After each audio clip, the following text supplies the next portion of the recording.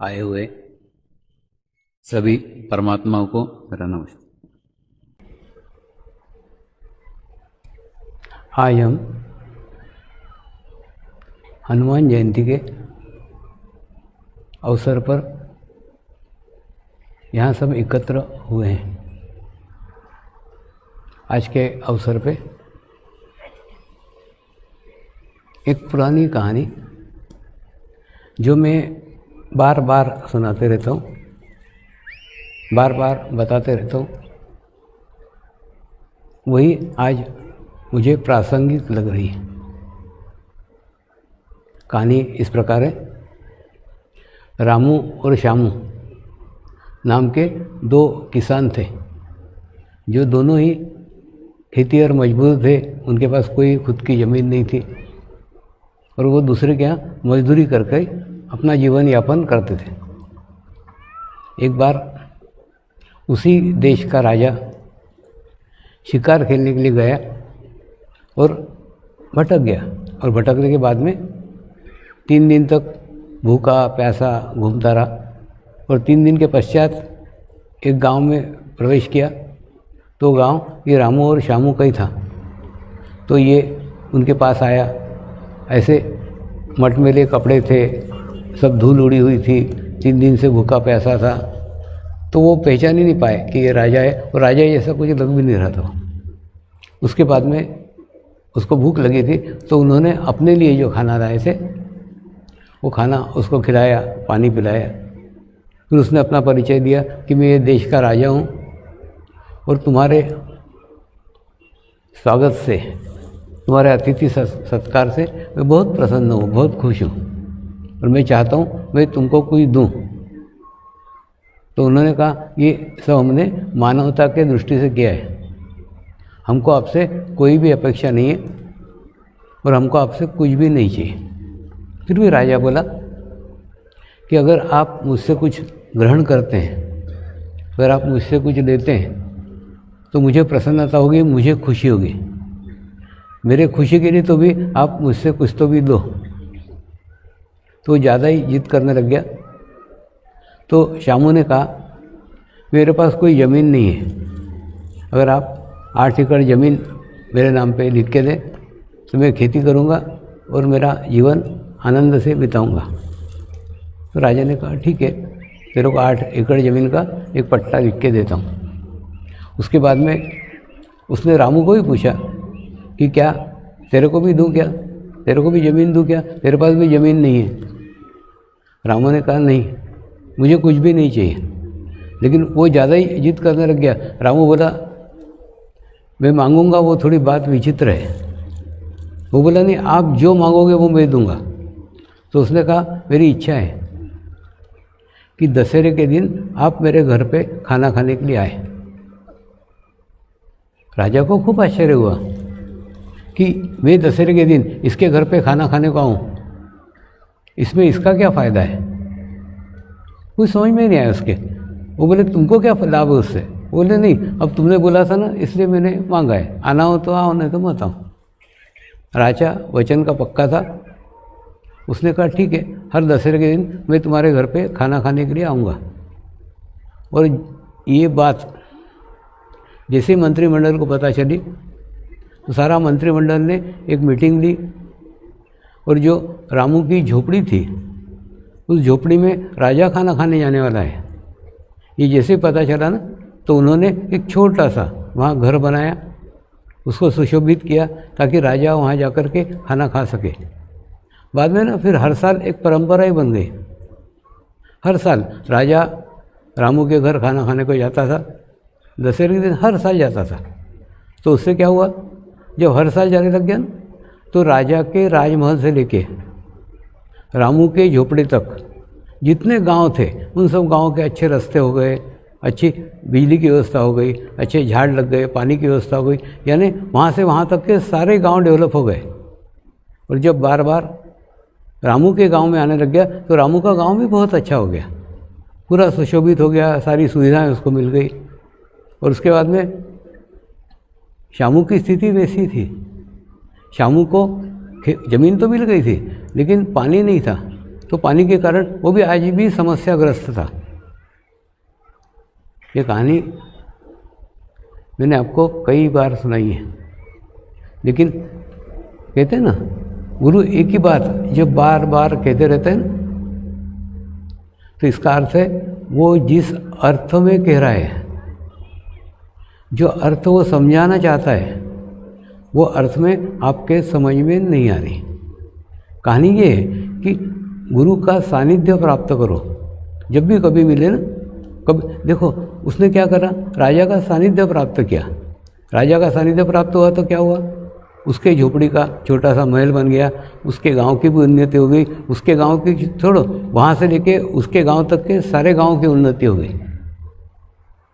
ठीक इसी प्रकार से कभी भी तुम्हारे पुण्य कर्म से कभी भी अगर आपको आपसे उच्च कक्षा की ऊर्जा के साथ जुड़ने का, सानिध्य प्राप्त करने का, दर्शन का अवसर मिले ना, तो उस समय अपनी तात्कालीन आवश्यकताएं, अपनी तात्कालीन समस्याएं लेकर के उसका समाधान मत देखो, उसका सतत सानिध्य प्राप्त करो। सानिध्य प्राप्त करोगे तो क्या होगा, आपके जीवन में सभी चीज़ें में चेंज आएगा, सभी चीज़ों में बदलाव आएगा। अब हनुमान जी का ही उदाहरण देखो ना, कभी देखा है कि राम के साथ में उनका भी फोटो है, या राम के साथ वो भी खड़े हैं, राम के साथ वो भी कभी बैठे हैं, कभी देखा क्या? कभी नहीं। एक सेवक के रूप में सदैव नीचे बैठे। यानी जब भी अपना ऊर्जा स्थान अपने निकट हो, अपने पास हो, तो उसको ग्रहण करने का, उसको रिसीव करने का प्रयास करना चाहिए, प्रयत्न करना चाहिए। आजकल क्या होता है, साधक जब भी मिलते, स्वामी जी एक सेल्फी लो क्या, स्वामी जी आपके साथ ग्रुप फोटो निकालो ना, ऐसा जब करते हैं ना, तो जाने अनजाने में आप गुरु को अपने समकक्ष समझते हैं। यानी आप में और गुरु में कोई अंतर नहीं है। और जहाँ गुरु को अपने समकक्ष समझा कि आपकी रिसीविंग खत्म हो गई, आपकी ग्रहण करने की स्थिति पूर्णतः समाप्त हो गई। इसलिए आवश्यकता है, सानिध्य का अर्थ शरीर से नहीं है। सानिध्य सदैव एक आत्मा से एक आत्मा तक प्राप्त किया जाता है। तो आत्मिक स्तर के ऊपर उससे जुड़ो, ये सानिध्य का अंतर है, सानिध्य का अर्थ है। दूसरा, मैं दुनिया भर में घूमा हूँ, अनेकों देशों में गया हूँ, अनेकों उपासना पद्धति का अध्ययन करने का अवसर मिला है, अनेकों उपासना पद्धति के स्थानों को दर्शन करने का अवसर मिला है। इस सब के मेरे 28 साल के अनुभव के आधार पर आपको कह रहा हूँ, दुनिया में भारतीय संस्कृति एकमात्र संस्कृति है जहाँ जीवंत परमात्मा की परिकल्पना है।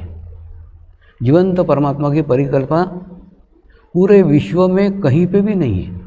सब जगह परमात्मा यानी जो हो चुका, जो आज नहीं है, परमात्मा की वो कल्पना है, लेकिन जीवंत परमात्मा की कल्पना विश्व में कहीं पे भी नहीं है। और हमारे यहाँ गुरु साक्षात परब्रह्म कहा गया है। दूसरा, ये मंत्र हम बोल रहे हैं ना, ये मंत्र हम बचपन से सुनते चले आ रहे हैं, ये मंत्र हम बचपन से पढ़ते चले आ रहे हैं, बोलते चले आ रहे हैं, लेकिन कभी उसको आत्मसात किया है, कभी उसके ऊपर विचार किया है कि ऐसा क्यों कहा गया है, गुरु साक्षात परब्रह्म क्यों कहा गया है? और ये कहानी गया है, इसको जीवन तो मैंने जीवन में अनुभव किया है। जब गुरु के साक्षात दर्शन हुए ना, और जब गुरु ने अनुभूति कराई, तो अनुभूति कराने के बाद में ये महसूस हुआ कि ऐसी अनुभूति जीवन में कभी भी कहीं पे भी नहीं हुई थी। यानी जो कुछ मिला है ये कुछ अलग मिला है, और उसके बाद में अपने गुरु को ही परमात्मा मान लिया। देखिए, परमात्मा मानना मेरे रिसीविंग की चरम सीमा है, मेरी गुण ग्राहकता की चरम सीमा है, मेरी ग्रहण करने की सबसे बड़ी स्थिति है। तो उनको परमात्मा माना तो ऑटोमेटिकली उनके अंदर की अंतर्मुखी स्थिति मुझे प्राप्त हो गई, और उनकी परमात्मा की खोज खत्म हो गई थी, मेरी भी परमात्मा की खोज खत्म हो गई, परमेश्वर की खोज खत्म हो गई। तो कहने का अर्थ, परमात्मा बाहर नहीं है, परमेश्वर बाहर नहीं है, परमेश्वर अपने ही भीतर है, अपने ही अंदर है। लेकिन जब तक कोई अंतर्मुखी माध्यम हमारे जीवन में नहीं आता, जब तक परमात्मा का कोई माध्यम हमारे जीवन में नहीं आता तब तक वो हमको अंतर्मुखी नहीं कर सकता है। बिल्कुल मिरर जैसी स्थिति है। जैसे होता है ना, अपना ही चेहरा है, चेहरा अपना है, हम हाथ से टच करके देख सकते हैं, लेकिन देख सकते हैं क्या पूरे चेहरे को? नहीं। नाक को हाथ लगा के देख सकते हैं, आँख को आँख लगा के देख सकते हैं, कान को लगा, पूरा चेहरा नहीं देख सकते। पूरा चेहरा देखने के लिए हमको मिरर की आवश्यकता है, हमको आईने की आवश्यकता है। बिल्कुल ठीक ऐसा ही परमात्मा हमारे भीतर है, परमात्मा हमारे अंदर है, लेकिन हमारे भीतर के, हमारे अंदर के परमात्मा तक पहुंचने के लिए हमको बाहर के परमात्मा की आवश्यकता पड़ती है। यानी जब तक हमारे जीवन में कोई परमात्मा का माध्यम नहीं आता तब तक हम अंतर्मुखी नहीं हो सकते, और अंतर्मुखी होने के बाद में हमारी भी परमात्मा की खोज खत्म हो जाती है, क्योंकि उसको परमात्मा मिल चुका रहता है। तो वही स्थिति अंतर्मुखी हमको प्राप्त होती है, हमारा भी परमात्मा की खोज खत्म हो जाती है। तो भारतीय संस्कृति दुनिया में एकमात्र संस्कृति है जिसमें जीवंत परमात्मा की परिकल्पना है। और दूसरा, ये स्वयं मैंने अनुभव किया है। और जैसी ये बात है ना, ऐसी बात वसुधैव कुटुंबकम की है। दुनिया में कहीं पे भी, किसी भी देश में इस प्रकार का घोष वाक्य कहीं पे भी नहीं है। आज हमारे देश में G20 के सम्मेलन हो रहे हैं, मीटिंग हो रहे हैं, उसमें घोष वाक्य क्या है? वसुधैव कुटुंबकम। लेकिन आज आवश्यकता है इस घोष वाक्य को उन लोगों को समझाने की जो अनेकों देशों से प्रतिनिधि आए हुए, उन इस घोष वाक्य को समझाने की आवश्यकता है। और ये कैसे संभव है, ये कैसे पॉसिबल है, ये भी बताने की आवश्यकता है। अब कल्पना करो ना कि सारा विश्व ही एक कुटुंब है। एक ऐसी परिकल्पना, कितनी विशाल परिकल्पना है। किसी भी देश ने, आप देखो, किसी भी देश में इस प्रकार की कल्पना नहीं है। यानी कितना विस्तृत विचार किया गया है, कितना उदात्त विचार किया गया है। इतना बड़ा विचार, इतनी बड़ी सोच किसी देश की नहीं है। और अपने देश में हमारे पूर्वजों की ही और थी, मतलब कल्पना नहीं थी। लेकिन उस कल्पना को साकार करने के लिए कोई तो माध्यम होगा। देखिए, कल्पना ऐसे ही नहीं बताई थी। उन्होंने एक लक्ष्य दिया था, उन्होंने एक उद्देश्य दिया था, उन्होंने एक टारगेट दिया था कि ये भी संभव है। अब थोड़ा सोचो ना, वसुधैव कुटुंबकम कैसे संभव है, कैसे पॉसिबल है? कोई भाषा ऐसी है क्या जो भाषा पूरे विश्व में बोली जाती हो? तो ऐसी कोई भी भाषा नहीं है जो विश्व में बोली जाती हो। लेकिन एक भाषा है जो विश्व में सब जगह समझ में आती है, सब जगह बोली जाती है, वो समझती है। वो भाषा है वाइब्रेशंस की भाषा, प्रेम की भाषा। वो सबको समझ में आती है, सब में एक जैसी है। हिमालय में 28 जातियाँ, आदिवासी जातियाँ एकत्र होती थी। पूर्णिमा को एक निश्चित समय पे एकत्र होती थी और एकत्र होके ध्यान करती थी, मेडिटेशंस करती थी, और एक निश्चित समय के बाद में फिर अपने अपने कबीलों में चले जाते थे। 28 कबीलों की 28 भाषाएं थी। उस स्थान पे कोई संवाद नहीं होता था, कोई बातचीत नहीं होती थी, केवल ध्यान करते थे, केवल वाइब्रेशंस के माध्यम से वो एक दूसरे के साथ जुड़े हुए थे। अब मैं कई बार आपको गुरु सानिध्य की घटनाएं बताता हूँ, तो उसके अंदर भी वाइब्रेशंस की भाषा में कई बातें चलती थी। कोई भी मन में प्रश्न उठा तो बराबर गुरु पहचान जाते थे क्या प्रश्न है, उसका उत्तर भी वो वाइब्रेशंस की भाषा में देते थे। संवाद नहीं होता था, पदचाप के द्वारा उत्तर मिलता था, आँखों के द्वारा उत्तर मिलता था, सांसों के द्वारा उत्तर मिलता था। यानी जब गुरु के साथ समरसता स्थापित हो जाती है ना, तो गुरु की सांसों के साथ हमारी भी सांसें जुड़ जाती है, एक एक सांस से बात समझ में आती है। तो कहने का अर्थ, कोई भी भाषा दुनिया में ऐसी नहीं है जिस भाषा से एक कुटुंब की परिकल्पना पूर्ण हो सके। तो पहली बात, ये बात भाषा से परे है। और दूसरा, दुनिया में ऐसी कोई धार्मिक पुस्तक नहीं है जिसके द्वारा सारे ही विश्व के लोग उसको मानते हो। आप थोड़ा विचार करो ना, आप थोड़ा सोचो ना कि ऐसी कोई पुस्तक है क्या जिसके पुस्तक की बातें सारे दुनिया के सब लोग मानते हैं। ऐसी कोई भाषा नहीं है, ऐसी कोई पुस्तक नहीं है, यानी कोई भाषा नहीं है जो विश्व मान्य है, कोई पुस्तक नहीं है जो विश्व मान्य है, कोई उपासना की पद्धति ऐसी नहीं है जो विश्व मान्य हो। आप देखो ना, दुनिया को तो छोड़ो, अपने देश में ही कई उपासना पद्धतियाँ हैं, और दूसरा, उपासना पद्धति में भी कई देवता हैं, यानी कोई उपासना पद्धति ऐसी नहीं है जो दुनिया के सर्वमान्य हो, कोई देवता ऐसा नहीं है जो सर्वमान्य हो। देवताओं का तो छोड़ो, घर में पति का देवता अलग और पत्नी का देवता अलग, ऐसा भी है, तो भी उनका संसार चल रहा है। जैसे मेरे नाना जी हनुमान भक्त थे, वो हनुमान जी को मानते थे, शनिवार को हनुमान जी के मंदिर जाते थे। नानी थी तो कृष्ण भक्त थी, वो कृष्ण को मानती थी, और वो एक दूसरे के मंदिर में भी नहीं जाते थे। नाना जी कभी कृष्ण मंदिर में नहीं आते थे, नानी कभी हनुमान मंदिर में नहीं आती थी। यानी पति पत्नी के देवता भी अलग हैं, उसके बावजूद भी उनका संसार चल रहा है। यानी दुनिया में कोई देवता ऐसा नहीं है जिस देवता को सभी लोग मानते हो। दूसरा, सबसे प्राचीन देवताओं की जो पद्धति है ना, उसमें तो पंच महाभूतों को ही देवता मानते थे। जो पंच महाभूत है उन्हीं को देवता मानते थे, और वो आदिवासी परंपरा आज भी विश्व में आज भी प्रचलित है। आज भी अमेरिका में रेड इंडियन है, वो उसी पद्धति से ध्यान करते हैं, उसी पद्धति से उपासना करते हैं। यूके के अंदर द्रविड्स से, वो भी उसी पद्धति से उपासना करते हैं। भारत में आर्य है, वो भी उसी पद्धति से उपासना करते हैं। उसके बाद में माओरी करके एक जाति है न्यूजीलैंड में, तो वो लोग आज भी उसी पद्धति से उपासना करते हैं।